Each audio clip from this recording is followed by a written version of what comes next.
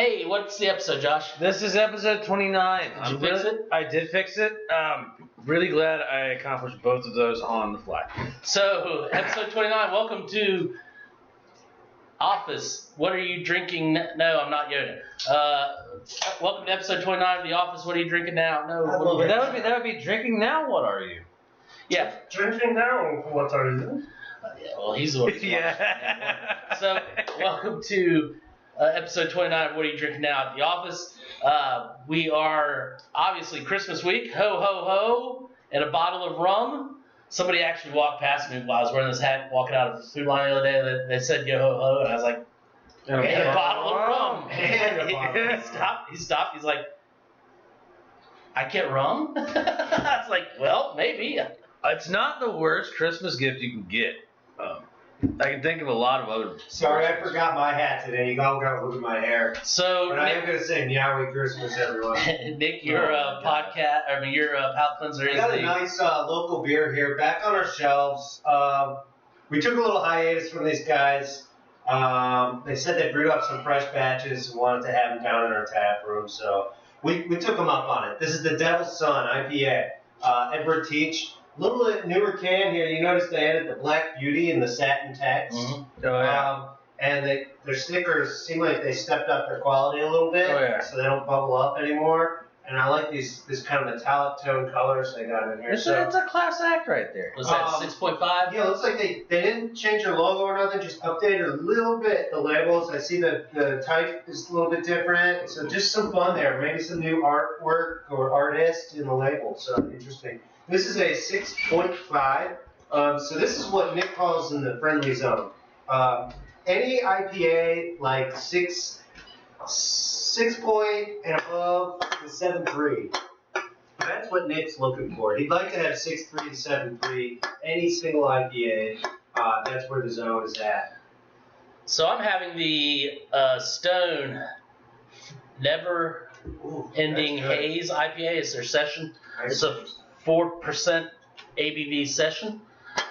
It's very bitter. Nice little artwork. And I'll leave that at that. What do you got there, Josh? I have the Stem Ciders. Ooh, no, there we go. Stem Ciders, chili guava, apple cider. It is my palate cleanser. It's a little rough for a palate cleanser, but it's also tasty. And it has a nice little burn right in the back of my throat right now. It definitely has some heat. I had one last night. I am genuinely enjoying the fact that my throat feels like it's a little bit on fire, but in a good way. Did they say what kind of chili? Cold chili. Great. So, what is your tonight? Well, you know what they say. Hot tamale. Guajillo. Cold chili. Guajillo. Cold chili today. Yeah, Guajillo chilies. Oh, nice. Yeah, so it's a nice little. What is your tasting here tonight, Nick? Hailing from the Guanajuato. Oh, I should probably get my beer. Yeah, do you have one? Yeah, I do. I'll talk in the meantime while Josh is running around. Well, this decision kind of made itself because I snapped open my palate cleanser with Edward Teach. I had the Stone ready, but Bob's doing that for palate cleanser, and he's able to show you a full blast and tell you what it's all about. So I'm going to go after, got to stay on my IPA trend because I feel like that's what I do for this team. This is the Horsepower from Aviator. This is a double IPA, so a little bit stronger than the Hop Wild that we had on the shelf. This is described simply as double IPA, India Pale Ale, Horsepower from Aviator Brewery, which is, of course, Fuquay Marina, one of the few hyphenated cities in America, 1 or 2 in North Carolina. You guys know any other? What's the most largely populated hyphenated city? Salem. You sure it's not Wilkes-Barre? Anyways. So that's a 9-1? Yeah, I'm trying to verify. 9-1. So I told you I'm sorry. this is above the friendly zone. This is into what Nick calls the upper room. This is the party zone. Ooh, the party zone. Well, we're out of the friend zone. We're into the party zone. Why don't you pop that guy open? This is the danger zone. Yeah, I went to the danger zone. Highway to the. I probably shouldn't say that. Yeah, I was about to say that's enough words. What do you We guys keep going. think? Roxy and more Loggins? Who's your Messina?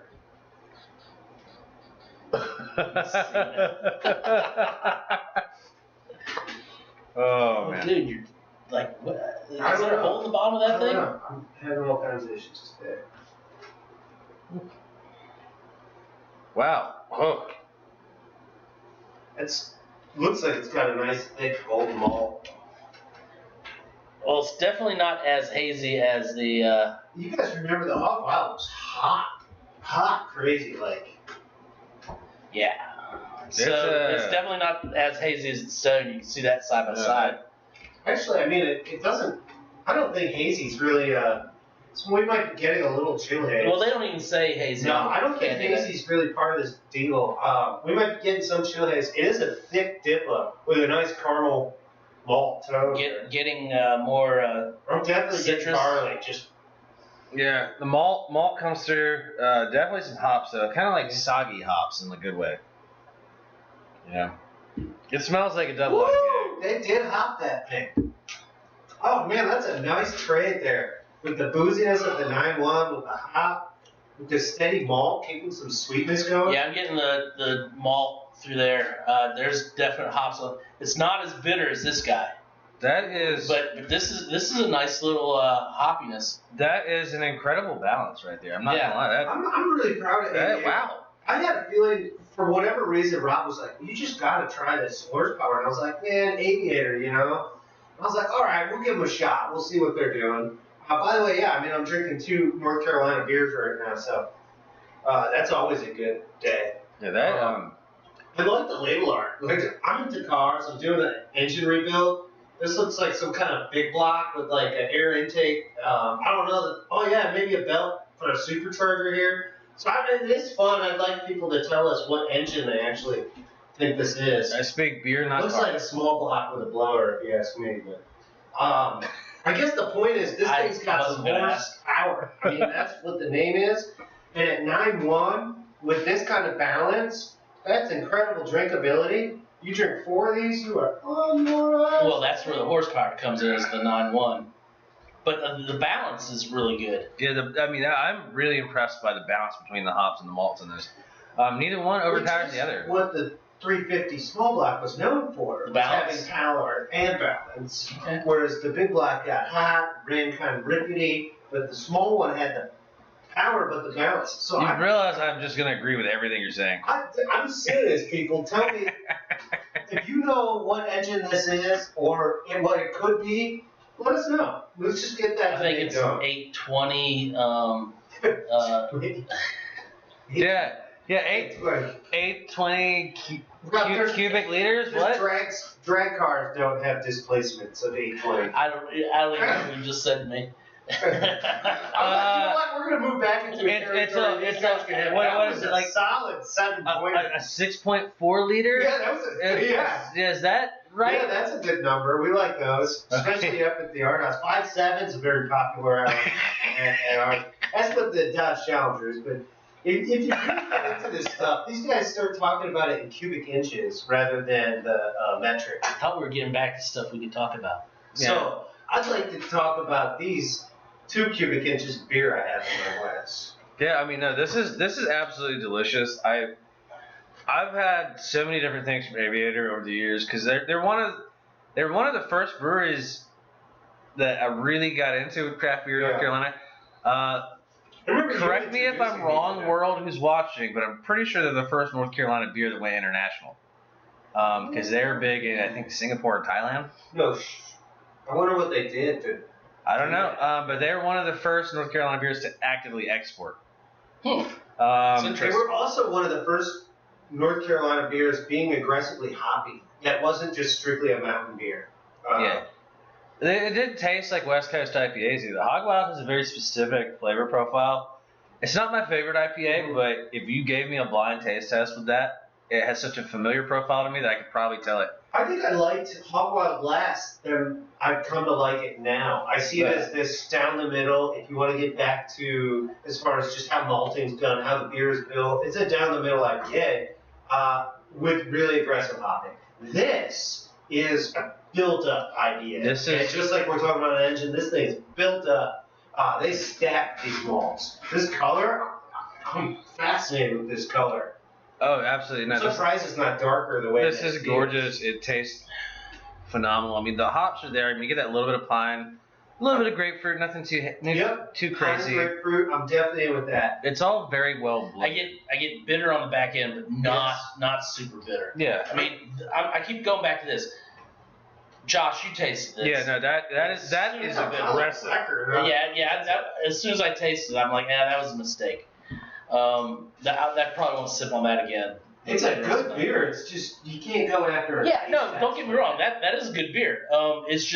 It's got to be the only thing you're drinking. Yeah, it's definitely not cleansing the Well, palate. I think that's the goal of the session. This is what we're doing now, and we're not going to get trapped until we've done this for a while. This horsepower here is not a good session beer. The other thing I'd like to comment on, the booze. I don't pick up on the booze 100% until the very end. My problem Is the with bitter that. I think you're getting on the end. My problem with that is this is more like a drink like a session. I could drink this like I was drinking Hog Wilds, and I would very much regret it. Yeah, that's so. Hence, that's what Nick was talking about. The golden zone, the 6.3 to 7.3. I know these are hitting me. I feel what they're doing to me. These are the ones that this clear style IPA, it just catches up to you. It's like, whoa, what happened? What happened? Why didn't I eat dinner? You drink 4 double IPAs. Yeah, this is the textbook definition. I went to the brewery. I had a few of these, and it's like, well, I was gonna go home, but I guess I am just gonna go next door to Jersey Mike's now. Definitely go Mike's way too. Yeah.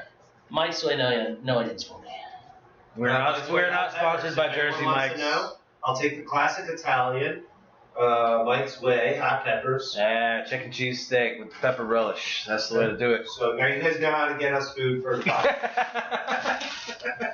So, John, yeah, he did it. I told you we just had to say a few things. I had a completely different beer picked out, and we gave him a hard time. They gave me a hard time and guilt tripped me into picking what I really was going to get. The first one. We didn't tell him to pick that. We just gave him a hard time about the first beer. Right. This is what I was going to get, but I wanted to switch it up. And then they're like, that's not what you were going to get. It's like, no, it's not.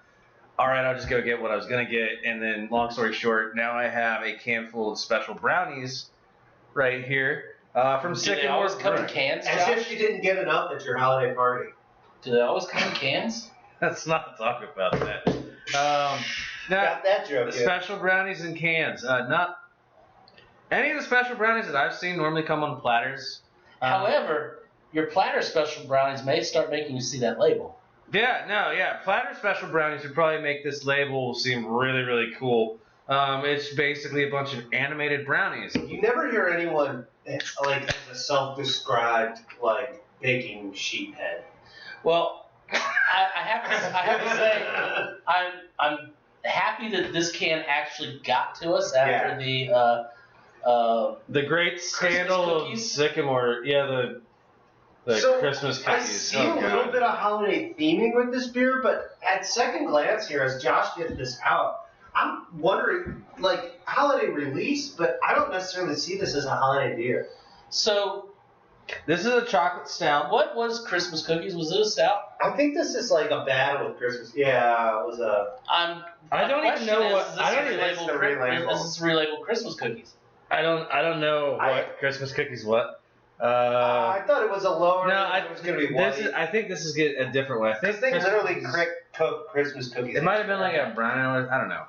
Either way, if you haven't heard about the wonderful labels that Sycamore did for the Christmas cookies, you should look it up. Yeah, here's our challenge. I would like anybody who watches our podcast to go ahead and get a picture of you enjoying the Christmas cookies. I don't think it's possible. Label. I don't think it's possible. I challenge anyone to do this. And I cannot give away alcohol at Rob's shop, but I can buy you a beer. A pinch of this and a dash of that into the mixing bowl. These brownies will take you into another dimension. A dash of what? That. That's what they said. A pinch of this and a dash of that. With like what? Yeah, that's the running joke. Would Judge Reinhold like this? No, I will cave in and admit that I have had this one previously, but it's actually a really... That's very smooth. That is It's a nice, enjoyable chocolate stout. Somebody was talking to me today about how they've gotten tired of this smell of chocolate in chocolate beers. And I have to give this beer a compliment. While I can taste the thing that I usually smell, I'm not getting it on the nose, and so it's allowing me to just get right in. I'm not getting chocolate, I'm getting cocoa. Yeah. And so that may be something to this, is where people are using dry cocoa nib powder in the brew, and we sat this on cocoa nib. You're getting a much more successful result versus, and then we melted chocolate bars in there. This chocolate flavor I'm getting from this tastes more like some of the refined, darker chocolates we used to use in school when we were cooking. Kind of like the Ghirardelli. They come in like the little like smooth chips. Like I forget what the brand is, but there's Baker's. The hard part was not eating them all before you cooked with them. You know. Baker's is always a classic. Ghirardelli? Is that? It wasn't even Ghirardelli. It was some weird brand. We just had these massive boxes and cases of like this reminds me of the Ghirardelli brownie bits. It does. It really a dark chocolate Ghirardelli brownie bits. That's good stuff right there, man. That's basically what this smells and tastes like to me. It's cakey. I like it because I almost get like the cakey taste to it too. I like that. That is, I feel like in order to get that, you have to do some trick with it with our malts, where they're like stuffing a blonde malt in the middle of this. Yeah. So they just get this bright sugar in the middle of this refined sugar. So this has, to me, is definitely not a chocolate coffee stout. No, because there's no coffee in it. No, I'm not getting any of the traditional coffee flavors. I'm not getting mint. I'm not getting spice. I'm just kind of getting that cocoa nib and just like just say stout. Yep. Yeah, it's a stout. And you know, with the body and texture of this, I can definitely tell it's a stout. I mean, it feels thicker and heavier than a lot of darker beers out there. And if you were going to label this a porter, I would say it'd probably be more like a stout. You know, it's definitely not a porter. We talked about a few characteristics of stout versus porter, and I know this is not a technical characteristic, but once somebody tells me a beer is a stout, I'm okay with it not being super bubbly. Yeah. When I get a porter, I kind of still expect to see bubbles in there. Oh, yeah. Stouts they can run the gamut from slightly fizzy to almost totally flat. Oh, yeah.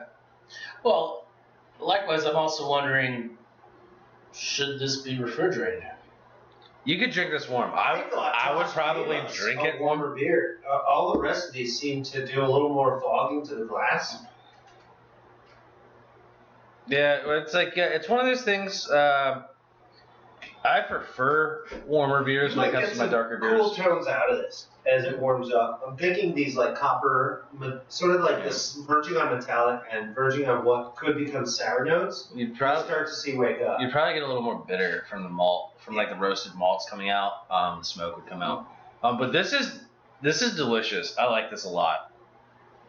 Sycamore, good job. Sycamore's out of Charlotte, North Carolina, by the way, which is also coincidentally where I went to school at. So maybe they really are using those chocolate chip things. Who knows? It's probably a bunch of.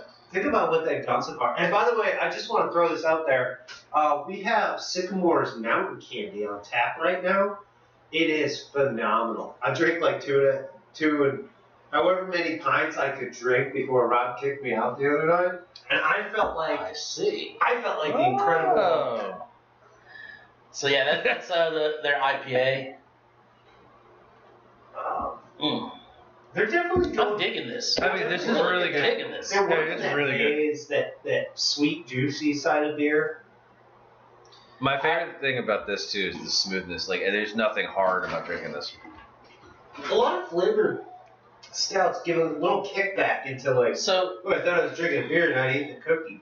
This is the ultimate compromise of we packed your favorite sweets, but you're still having a beer. So here's a couple things that, one, it's 7.3 ABV, but the other thing I noticed, it's right in the friend zone. Suitable for aging. Yeah, that doesn't surprise me. That's an odd thing to put on a can. Yeah.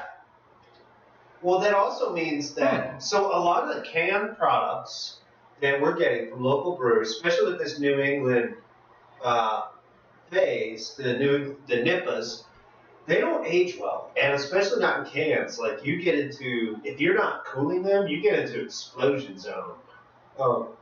So they might literally be telling you, you can dry store this, and it's not going to explode, or go bad. Yeah. That would, it'd be interesting. This would be a cool one. I would not mind seeing what this would taste like next year. Maybe, it's possible with all the sugar they added, that they never really had to knock the yeast down, that it could continue to build. I wouldn't want it to continue fermenting. No, but what it will do is continue to age the complexity of those sugars. We're not talking about like fermentation. We're talking about secondary, like further breaking down of these sugars. So where malts have crept away. If they don't kill the yeast when they put it in the can, you're going to get the cans blowing up. Yeah. So I think that's what they're saying. So yeah, it's able to sit, I think, at room temperature.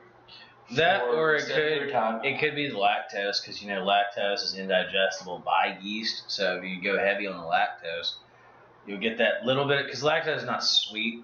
Yeah. Like sucrose and glucose is. I mean, there's definitely lactose in this. If there's not, Sycamore, please let me know. Oh well, it's definitely. I thought that was part of what Sycamore's doing, and if you really think about what a sycamore tree is, Syca. Whatever, it's a sweet loving tree. It means that the animals that work around it love sweets. Okay, sycamore. There's different variations of sycamore. There's a true sycamore nut. A lot of people don't realize this. Is it 357 small block? No. But the nut looks more like a seed, like most people say. But it's in this husk thing, and it's really cool. But it's not largely edible, so you don't see a lot of things going after it. Does it taste like a Dolomite as well? No. Are we ready to move on to the wine? Please. It tastes somewhere between a maple seed and a hickory nut.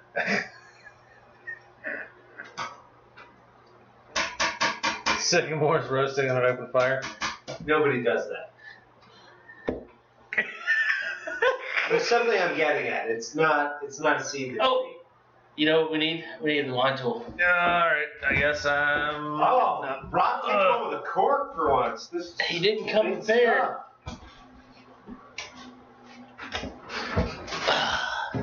I thought you had to do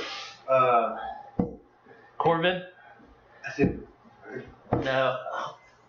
Only if I have really good friends will I get a Corbin for. You know when you're going live and that thing you thought you were going to say is not what you want to say?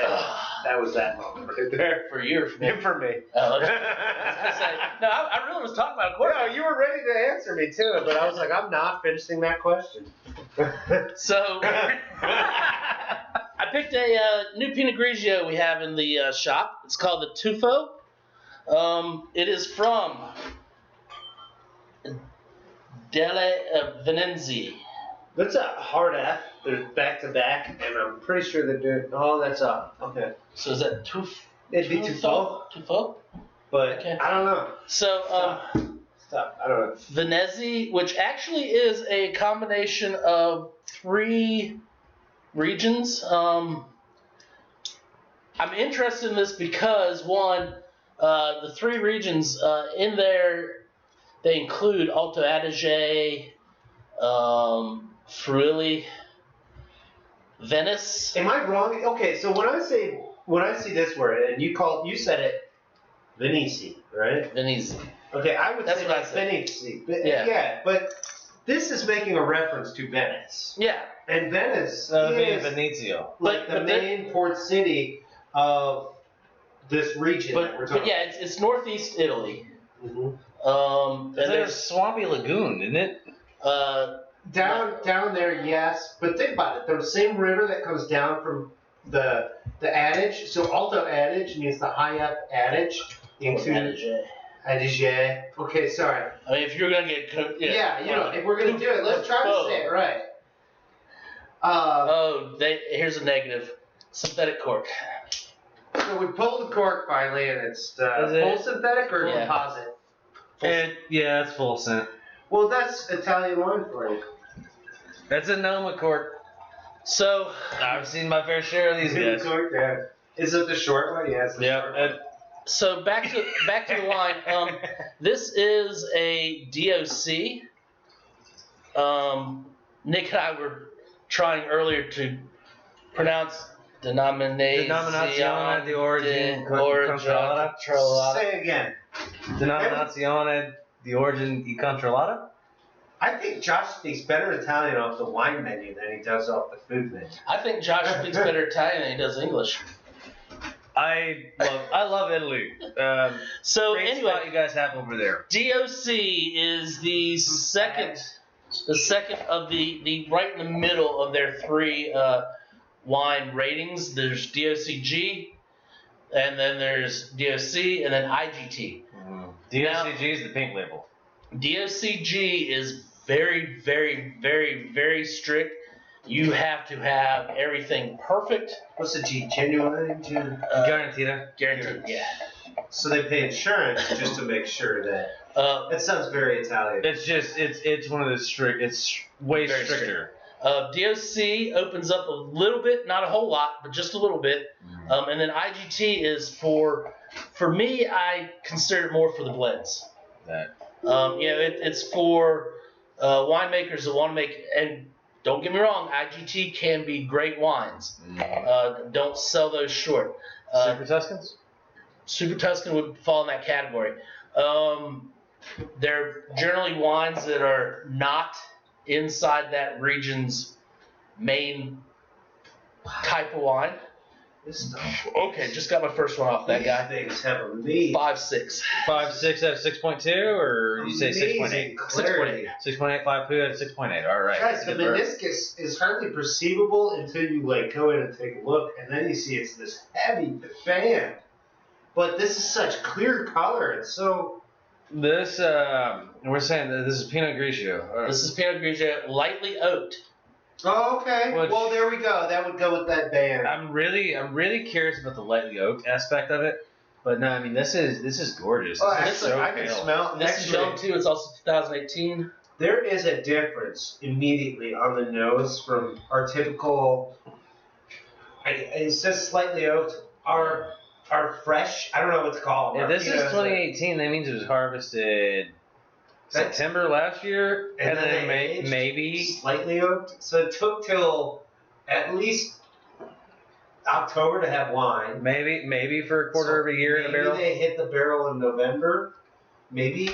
Okay, so definitely getting the green apple. Oh Lord, yeah. But with the I got a little Chardonnay nose. That's what I was going to try to tell you guys. What the lightly oaked is doing for me is taking that green apple and making it like a green caramel apple. Yeah, almost like Vino Verde. I'm almost getting like kind of a ripe pear aspect to it too. You know, a little bit. Like a Bosque pear. Yeah. Not Asian pear. Like I'm talking like the mellowness that you get with a Bosque compared to the Right, Asian. but like you could just take your fingernail and rub the skin off. It's like that, right? Mm-hmm. Yeah, this has got a pucker value to it too. Hey, It's got some acid. Yeah, that's acidity. That's making me pull in a little bit. Yeah, but that oak keeps grabbing it. Every time that acidity's going wild, I feel like it's just grabbed right back down by the There's oak a little and brought vanilla back there. center. There's a little vanilla there that's trying to tame it right. But I would say it's probably not American oak. This time. No, because it's not aggressive. I'd say Hungarian, maybe. Which would make sense, actually. I'm not even going to take a guess on that. But Or whatever branch of Transalpine. I'm just saying Hungarian because that's closer than France would be, right? Wouldn't it? Is it? No. Maybe. From Alto Adige, I believe so. Yeah. Transalpine's going to be closer than Susalpine. You got less. You got less mountains to go over. I don't know. I'm not even going to try to Well, all golf second guess. is divided into 3 parts. Not even going to second guess. Look here. Oh my God. So, like I said, I'm getting on the nose. I'm getting more pear on the nose. And it's centering in on pear. And there was a lot of different wild tones, anything from strawberry to green apple. But, when it first started there's a lot of Granny Smith right but here. it's getting, But on the palate, into yeah. that orchard zone there. This is a really cool. I I get that citrus, a little bit of still lemon, get these little a little bit of strawberry lime. hints in there. Lemon zest. lemon zest, almost like a key lime aspect too with the acidity. I'm getting Granny Smith apples. Again, that little hint of caramel there from the oak. That's probably what's making me And then- think strawberries. Just like you take Granny Smith, you put a little caramel on it, and bam. and then a little zest of either lemon or lime. Yeah. Yeah, that it's almost like the citron is, I guess you would call it, Guys, like I that know we little brought bit of this up essence before, of it. but starfruit? Possibly. It's been so long since I've sniffed on Do some people star. actually eat starfruit? It was a regular fruit salad growing up for me. Miss Mortimer put it in there all the time. Good lord! She's the same woman who fed me ham relishes. Everyone in Barrington eats starfruit. By the way, thank you for the Christmas card, Patsy. The family's looking good. Good luck in Austin, Neil. Ham relish just sounds divine. It is special. Just divine. I'm like, Rob wants a 3-hour car ride with nothing but Ritz crackers and ham relish. I want to Here I figure out how am. to make that because that just sounds excellent. I mean, Yeah, we don't yeah. eat. I don't eat fruit salad because I grew up with stuff that came out of a cup. Yeah. Ain't no starfruit in a cup. Sorry, Rob and I did way too many athletics to not laugh at that joke. Yeah. Actually, in high school, I was a slight bit more. Rob was a golfer, guys. I don't know if you know that. I played some JV football. Yeah, Nick was a varsity baseball player. Played every inning he could. Rob was actually ROTC, so he didn't do And much. Nick was busy pranking the runs. That last sip I got was a little hint of white peach. Oh, I didn't tell you about The Asian peach, the white peach. Remember, because peaches turn yellow. Oh God, I won't catch you on that. They got, I agree with the peach. it's the Asian peach that hasn't crossed the invisible line. There we go. Here we He's go. going back to China with his white peach. What are you, Hannibal or something? I'm taking my white peach. I'm going back to China. Oh, you said there's an invisible line that all the peaches turn yellow once Well, you cross. it's not so invisible. It's the Gobi Desert. That's not a line. So Does that like make them lose their? We did this before. It's like deja vu. No, all right, stop, stop. in the time We had this conversation oil. So, all right, so back to the wine. So, again, I like the wine. Nice little bottle. Here's what this $14 is a bottle. If anybody is a Pinot Grigio fan, and they've been trying this stuff, and they're like, my friends drink Sauvignon Blanc, I don't know what it is that they're looking for or what they're getting out of it, try this wine. Because this might win you over into what oak can do to wine, what that little slight, how the winemakers are just working with this grape a little bit. We have this great Barone Fini is a very popular Pinot Grigio in here. People like crisp, fruity, and by all means just crisp. Well, they've taken the crisp out of it, right? Just by putting that I little can bit of see that. oak in it. Yeah. And so now we get to explore these fruit flavors that are ripened fruit flavors, One thing not crisp fruit flavors. One thing I want to say, as this wine is warming up a little in the glass, that pucker is going away. Yeah, Yeah. absolutely. Yeah. So that pucker is the coldness It's that has definitely. an effect on that taste. I know we talk food all the time, but I just feel like this thing's table ready. This is just a sitting and drinking something with somebody. This is good. I would also almost say that it would approach aperitif level just for Yeah. Give me a glass of wine before the food comes. wetting the palate. Having it with a salad. A salad with vinaigrette. Yeah. I know traditionally you Niçoise? do. I don't know that I would go Niçoise with the salad on this one, but I mean just a basic tossed salad with like a light vinaigrette, like a nameless vinaigrette. I think the cheese choice on your salad is going to be huge, or just any aperitif. I think very delicately with the cheese is how you want to go. I would want very fresh. I would want Very fresh, low salt. So there's actually a thing about this zone of Italy. They made cheese without salt for a while because there was basically they couldn't get it because they were at war with where they used to traditionally get salt from Austria. So that Italians went to war with a lot of people. well, they even went to war with people in their own states who controlled salt down on the coast. So this is called the Venezio, but for a temporary time, the Piedmont area was cut off from trade over the Alps and cut off from sea trade, and they developed their own techniques. So they developed cheese without salt, Yeah, but Venice was like the center of like one of the most powerful trading republics of all time. and then it got the plague. So of course they have salt.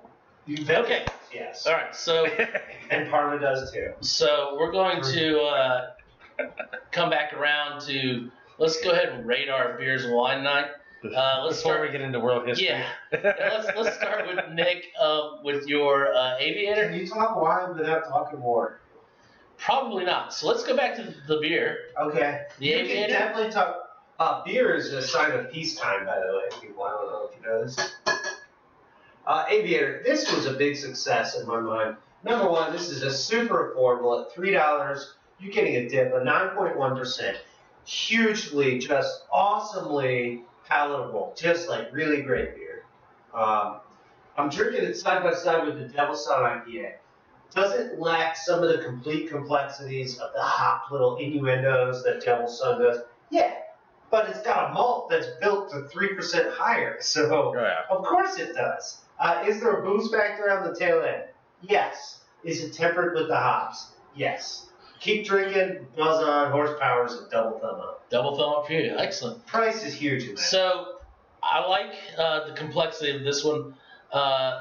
Mild. I don't know if mild's the right word. It's not overly hoppy. The malt is cutting into that some. It's not overly boozy. I think, again, the malt is cutting into that some. But it's a solid beer as far as it does have its hop for an IPA.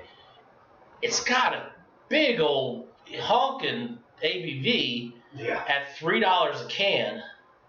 If you're a high gravity drinker, you can't even do vodka shots for that cheap.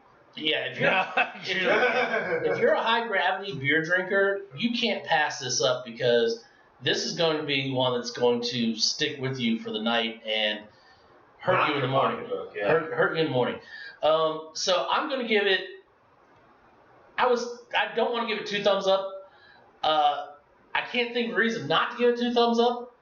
I get you. It's not your premier. It's not your premier level. And when I give it 2 thumbs up, I was like, price is why. Yeah, and that's what I'm thinking. I mean, I'm torn because I'm like, I don't want to give it a thumb and a half because it really is a good beer. Value plays a huge role. But it's not a premier beer either. I feel like one of my thumbs is for value and one is. So maybe 1 3/4. I've never done that before. 1.75. I really want to give it 2. If they crank this out to Beyond Dippa up to Imperial level, are you gonna go all in? Oh yeah, I would go all in. If they got up to 10, the closest thing I've seen is that quadruple fall ale they did, which we didn't realize. All of us did not realize it was like an 11.5. Oh wow. So critical error. Nice to have you. So Josh, what is your opinion on the Aviator? I'm just gonna go ahead and put the thumbs up there. Blair. Yeah. First, I want to go ahead and say I'm gonna go ahead and give it a thumb and a half as well. Thumb and a nub. I can't say it's thumb and a nub. I can't say that it's the best double I've had. No. Value, price point, you can't go wrong with it.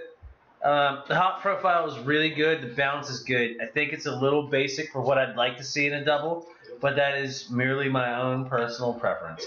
Other than that, it is a very well-made beer. It's delicious. You think it's basic, even though it has the complexity of the malt versus the hop versus the... I get what the hop profile itself, to me, feels basic. Okay. The complexity comes from the balance and how it's so well interwoven. And it's very well made. Like, the manufacture of it's perfect. Okay. But you see, the thing is, I love these crazy, weird hops. Yeah. I would bet there's no Mosaic in there. Mosaic's one of my favorite hops out there. You know, that Super Citra is what it used to be called. You know, It may not even be Amarillo, but I mean, I know there's Centennial, maybe some Chinook, Cascades, and everything. But those are all really good hops, and like it's really well made. I just wish when I have my double IPAs, I want to see like a little bit more color on the canvas. You know? This is driving drinkability. Josh is looking for something, maybe even push it a little on the boundary. Would I drink the absolute living hell out of this beer? Of course. Yeah. Okay, fair enough. So let's move over to your beer for the night, the Sycamore Special Brownies Stout. Special Brownies Chocolate Stout, 2 thumbs up. Wow, you. Yeah, 100%. I didn't see that coming. I didn't either. I love the fact that this is drinkable. The drinkability of this is ridiculous. It's smooth. The chocolate is there. It's not overwhelming. It's not overpowering. I just genuinely love this beer. I can definitely agree with you on the fact of drinkability. I can see myself having 2 or 3 of these easy.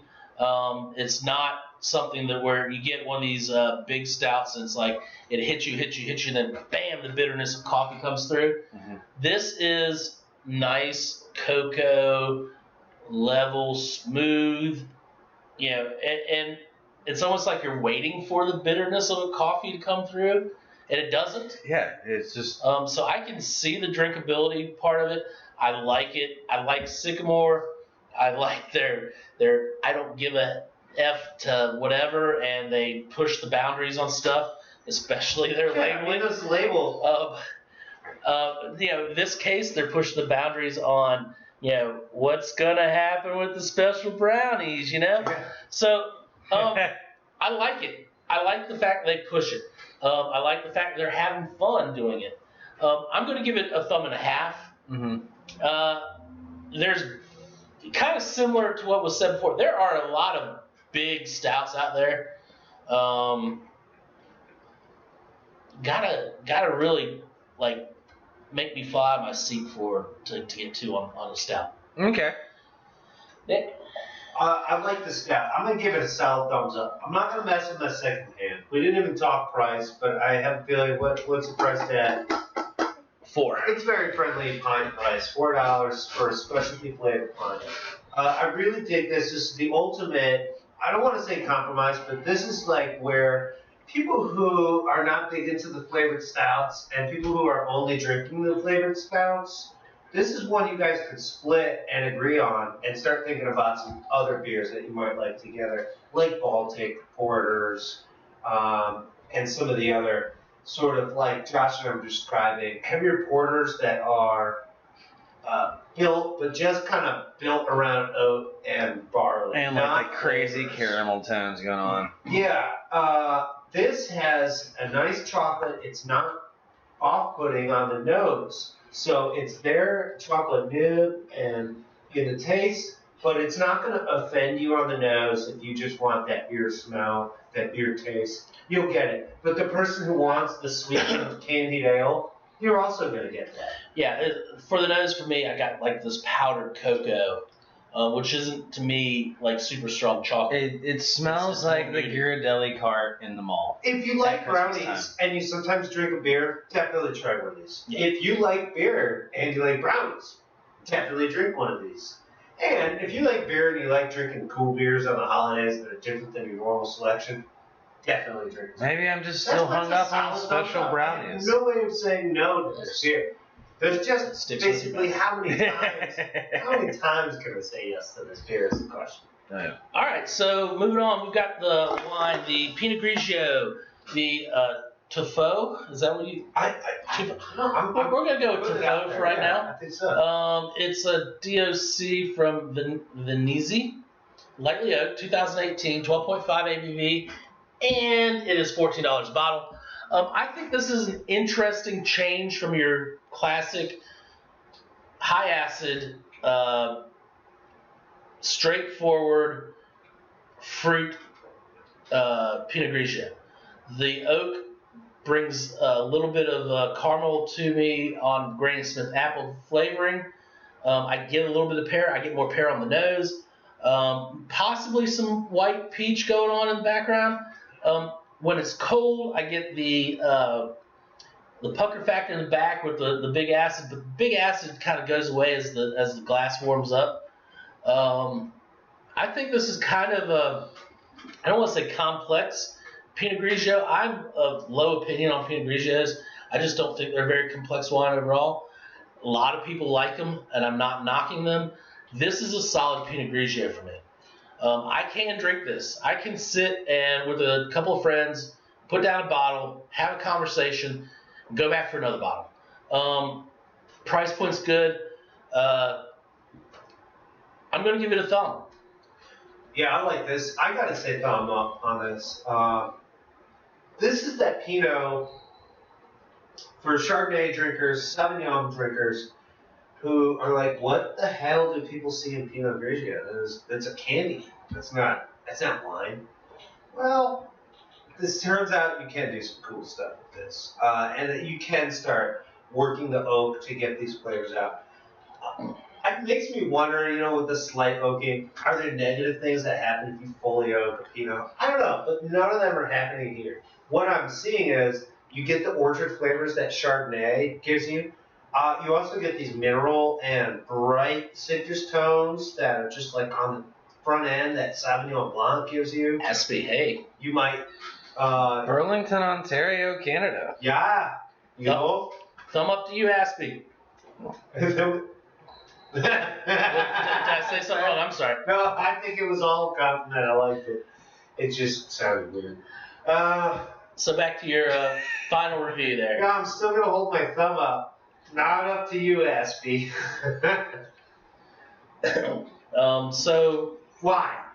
Because it's drinkable, it's good. I said it's table ready, but I'm with you guys. This is all about finger food, on your feet, meeting people, drinking another glass, wondering how many more bottles we got. Yep. Yeah. Solid thumbs up for me as well. It's good. I kind of fall into your league though. I don't much care for Pinot Grigios. I don't much care for anything Pinot. I'm the anti most everything. I don't much care for Pinot Noir. Don't much care for Pinot Grigio.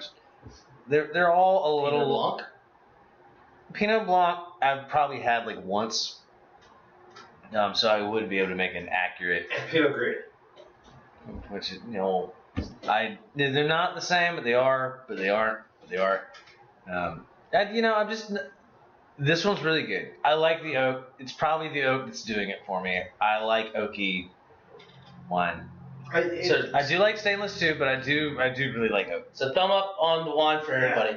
Yeah. Okay, guys. Thank you for joining us. For those of you that are joining us, oh, wait a minute. So Aspie wants to add in real quick. So what am I drinking today? I'm more of a cocktail girl, so I'm drinking a killer Kool-Aid, cranberry juice, lime juice, vodka, peach schnapps, and a dash of lemon. Oh, that sounds like the painkiller down at, well, I used to call it one place, but now I got to call it the Handfish. It sounds like a local drink we got called the painkiller. Yeah, that actually sounds really good. Yeah, that does sound pretty good, Aspie. It's like a take on a rum runner down with vodka, right? I want to say, you guys, we're coming to the end of the show. You guys can find us on live on Twitch every week. We try to start about 8:20, 8:30ish. It depends on how quick I do dishes. It all depends how quickly he closes the shop up. But then we also rebroadcast it on YouTube. Mm-hmm. And so you can like, comment, and subscribe there. Yep. And then we also link it into the Office Coffee Wine Bar's Facebook page. We are an actual coffee and wine shop in local or not, you're gonna like it. In the Southport, North Carolina area. Check us out there. Not to mention we have a full backlog of all the videos. Please check them out. Coming up soon, additional materials, so keep your eyes open. Next week, in 2020, we're talking about dropping some short episodes for you. Happy holidays, eh? Next week, we're going New Year's theme, I think we do need I've already got a plan for our wine. If you still got just drinking 3 things of champagne. Maybe champagne not. And beer, so I get to finally drink Miller High Life on the What Are You Drinking Now? So hopefully in the new year we also would like to be able to travel a little bit with our podcast. Maybe get into a restaurant or a brewery. Looking at you. So looking at you. Flying machine. We'll see how it goes. Canada here's looking at you. Canada here's looking at you. Who's got the best food to wear? So I don't know. We got some good restaurants in South Carolina. Wrapping it up, guys. Canada has poutine. Wrapping it up, guys. Poutine. Thank you for joining us, episode 29. We shall see you next week. You guys have a good Christmas.